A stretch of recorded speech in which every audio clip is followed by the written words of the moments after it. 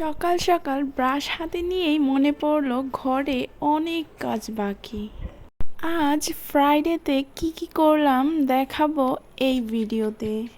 আমরা বাসায় মাত্র 3 জন, তারপরেও এত পরিমাণের অগোছালো হয়ে যায় কিভাবে কখনো বুঝতেই পারি না। তবে হ্যাঁ, আমার ঘরে ছোট্ট একটা মেয়ে আছে, যার কারণে এত অগোছালো হয়ে থাকে রুমগুলো। তবে এই জিনিসগুলো আমার খুবই ভালো লাগে। আমার মেয়ে এখন যেহেতু ছোট, সে এরকম করবে এটাই স্বাভাবিক।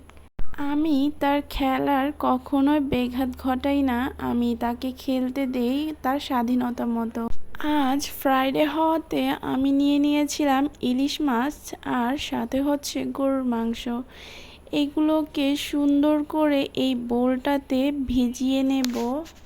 ভিজিয়ে রেখে আমি সব কাটাকুটি করে নেব।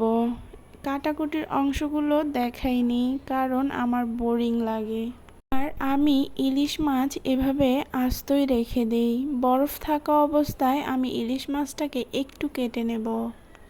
আমার মতো কে কে এইভাবে ইলিশ মাছ রেখে দাও আস্ত আস্ত, জানাতে কিন্তু ভুলো না কমেন্টে।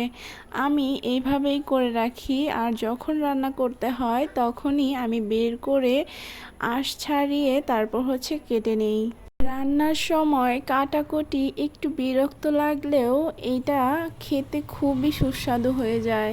মাছটা খেতে টাটকা মনে হয়। এখানে আমি দুপুরে আর সকালের খাবার একসাথেই দুপুরে করে নিচ্ছিলাম, কারণ সকালে কাজের প্রেসারে আমার নাস্তা করতে একদমই ভুলে গিয়েছি। এখানে আমি রান্না বসিয়ে দিয়েছি, দেখো এখানে কিন্তু আমি গরুর মাংসটা বসিয়ে দিয়েছি একদম মেখে মুখে।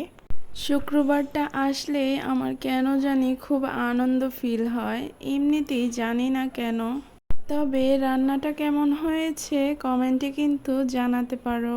আমার ভিডিওগুলো ভালো লাগলে অবশ্যই লাইক কমেন্ট শেয়ার করতে পারো, এবং চাইলে ফলো এবং সাবস্ক্রাইব করতে পারো। দেখা হবে নেক্সট ভিডিওতে, ততক্ষণের জন্য বাই বাই।